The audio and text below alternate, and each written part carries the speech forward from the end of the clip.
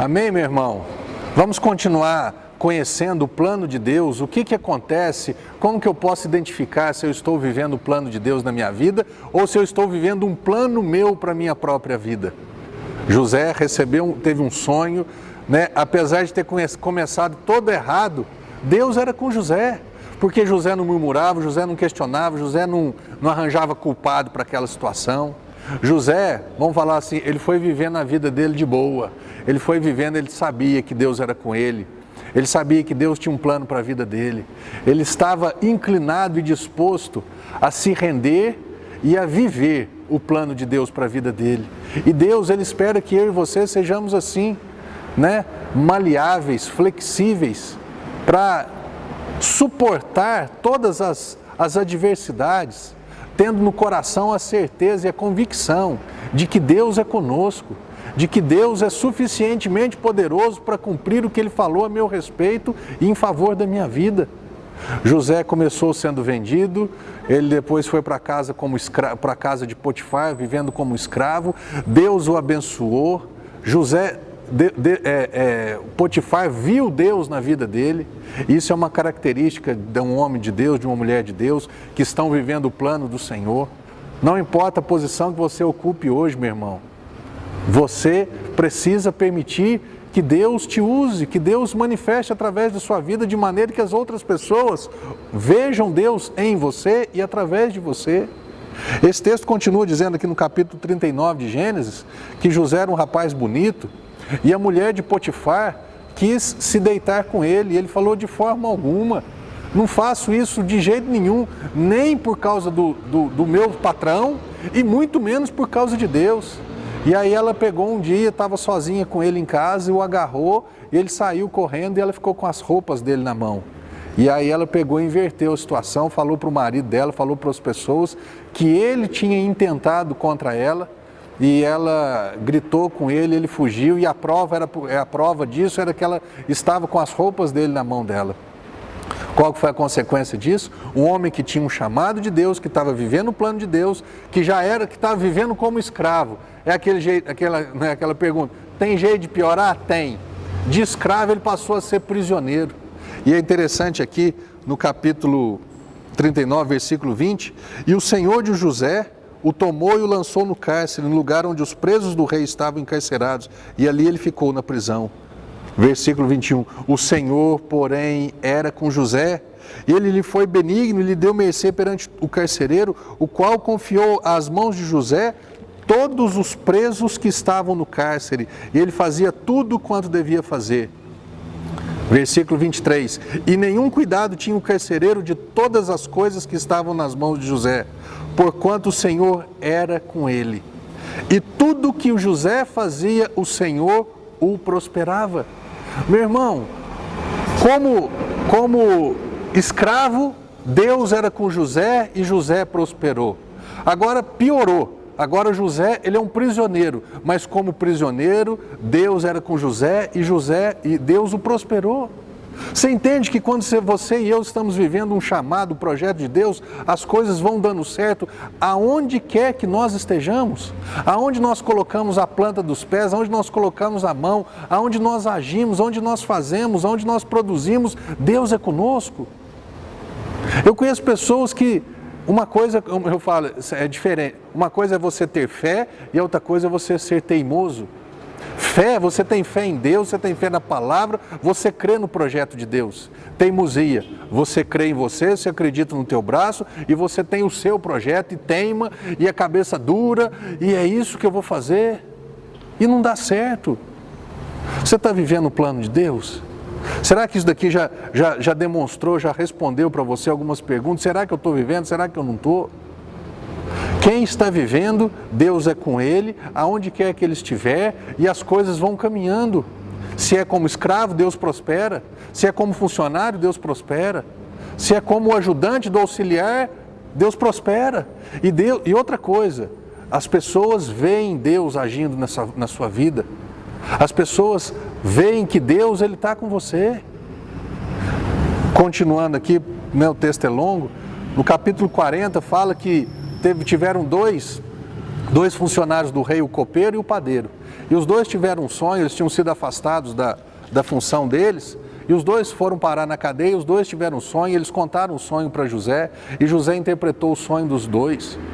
E José, né, para o copeiro, ele falou assim, você vai ser restaurado a sua função, mas para o padeiro ele falou assim, infelizmente esse sonho é para você morrer, você vai ser morto. E o copeiro foi restaurado a sua função, e o padeiro morreu, e diz aqui que José, isso daqui que eu achei interessante, José, ele estava na cadeia, ele já havia um tempo, ele pegou e falou assim, olha, você vai ser restaurado a sua função, e quando você for restaurado, lembra de mim, fala com o rei, fala que eu não sou nada disso, fala com o faraó, eu não sou nada disso, eu não sou mal não, combinado? Combinado. Ele foi restaurado, e aqui diz, capítulo 40, verso 23, que o copeiro-chefe, apesar de ter tido seu sonho revelado, de ter sido restaurado a sua função, todavia não se lembrou de José, porém dele se esqueceu.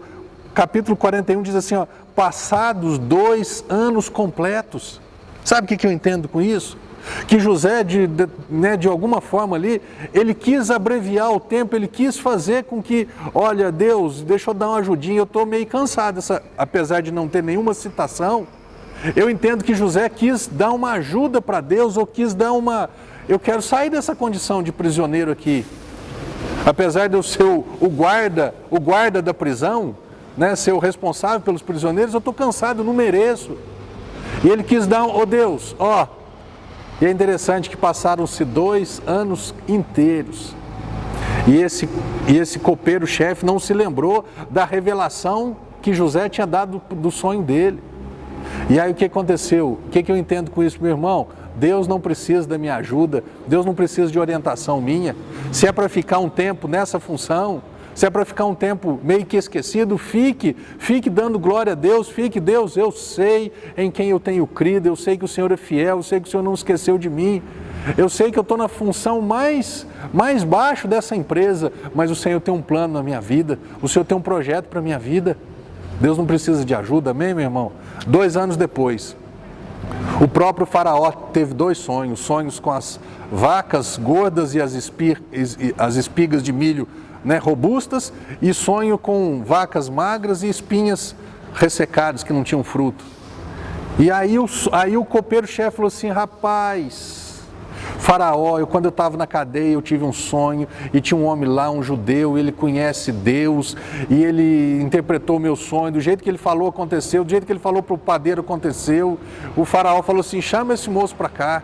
E eu achei interessante que no versículo 14 diz assim, então o faraó mandou chamar a José e o fizeram sair à pressa da masmorra. Ele se barbeou, mudou de roupa e foi apresentar-se ao rei, ao faraó.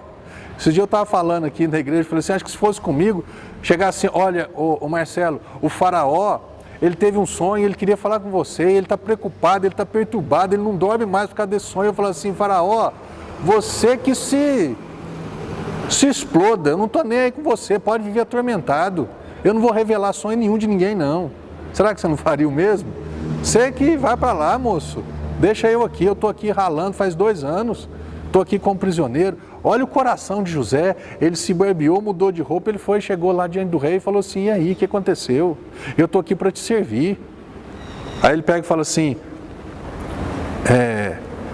o faraó fala assim, eu sei que você tem revelação. Ele falou assim, olha aqui versículo 16, respondeu José, não, isso não está em mim, mas Deus dará a resposta favorável ao faraó. Ele era manso demais, ele tinha uma concepção muito clara e verdadeira de quem era Deus na vida dele. O faraó conta o sonho para ele dá a interpretação do sonho para faraó, e aí sim, alguns anos depois daquele sonho lá atrás, chegou a hora do começo da concretização desse sonho. Meu irmão, Deus não se esquece, Deus ele sempre lembra dos sonhos para a tua vida. E agora faraó pega e fala assim, rapaz, você é um homem inteligente, você é capacitado, não tem ninguém no reino igual você. E o que ele faz? Ele fala assim, você vai ser o meu governador.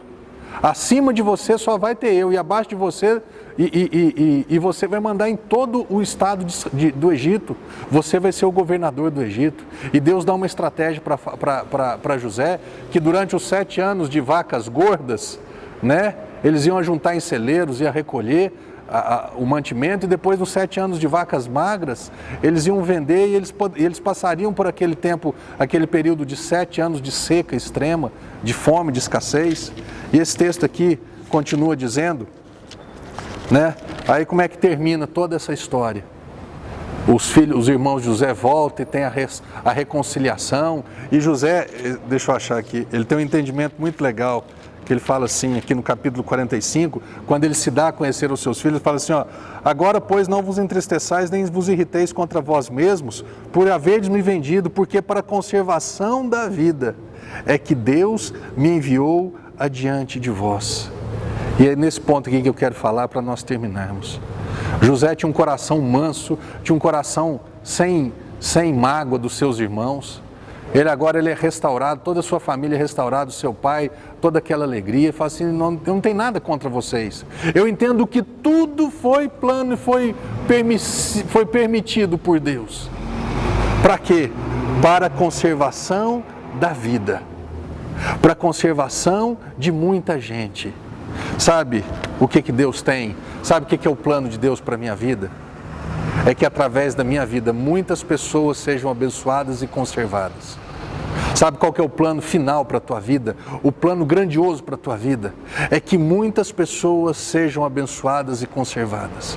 José passou uma vida, teve muitas privações, muitas ralações, mas o final, o plano de Deus se cumpriu e muita gente foi abençoada e conservada.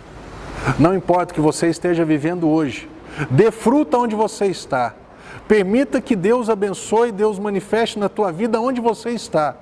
Porque Deus, Ele é fiel e poderoso, suficientemente poderoso para cumprir plenamente o plano dele na sua vida. E esse plano final, ele vai ser um plano para que muitas pessoas sejam abençoadas. Amém, meu irmão?